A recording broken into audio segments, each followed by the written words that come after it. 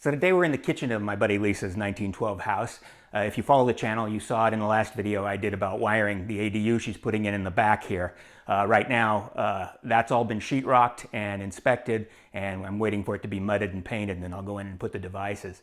But in the meantime, there have been some problems in here because a 100-year-old house has electrical problems, and at least one of them I seem to have caused, so we're going to deal with that. And I thought if I have to come down here, they're all at work, so I have the place to myself. I thought I could make a couple of short videos on troubleshooting, and we'll just see where it goes.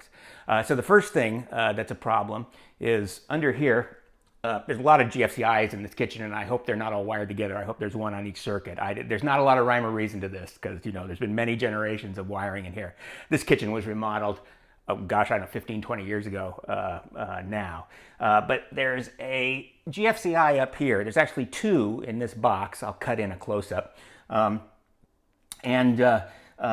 They're on separate circuits, and I don't know if that's an attempt to get the small appliance circuit requirement in the neck or just, you know, dumb luck or something. But anyway, this GFCI on the right was working before I messed around in the panel to put in the sub panel for the accessory dwelling unit. And now it's not working. And in fact, if I push this button to reset it, it doesn't even come on and then blow. It doesn't come on at all. Which implies to me that it doesn't have any voltage, or the voltage is wrong, because they won't come on if GFCI won't come on if it doesn't have voltage. But this plug over here is on the same circuit, and it seems to be working okay. So I honestly don't know what's going on here. So let's get into this and see what we have and what we can discover. So I did trace in label in here. So kitchen northeast counter and GFCI, that's the coffee maker. That's the one on the left. And then down here is the other one in that box, 34, which is the north plug and the GFCI south on the right of circuit 9. So now the power to those should both be out. So we're in, and right away we see a few interesting things. First, the box is a little too far back and the hole's kind of big, so they furred it out with these bits of wood to hold the outlets, which is why they were rattling around instead of using a mud ring.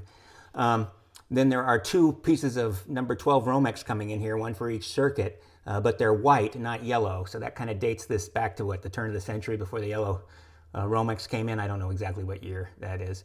But the most interesting thing to me is that the one that's not working here is on the end of the circuit. And we know the other outlet is on this circuit as well. So why would you put the GFCI here when you could put it upstream, supposedly one outlet, unless there's a Y somewhere I don't know about, and protect both of these outlets at once.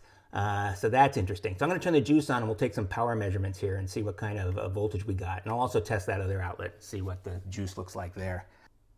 All right, I'm to the left of the meter, and I'm going to touch the neutral terminal and the hot terminal. Let's see if I can get them here.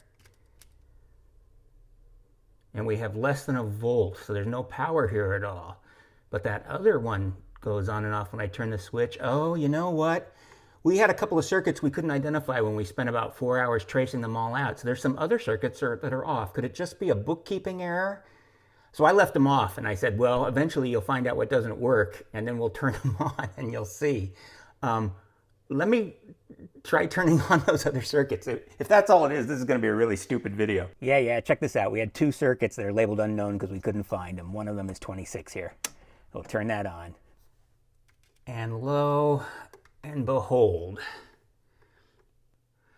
So it's just a stupid bookkeeping error.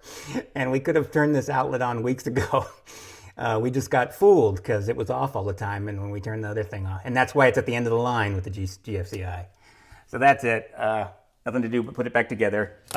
Sorry, this is such a dumb video. I'd say like and subscribe usually, but I don't know if that's worth it.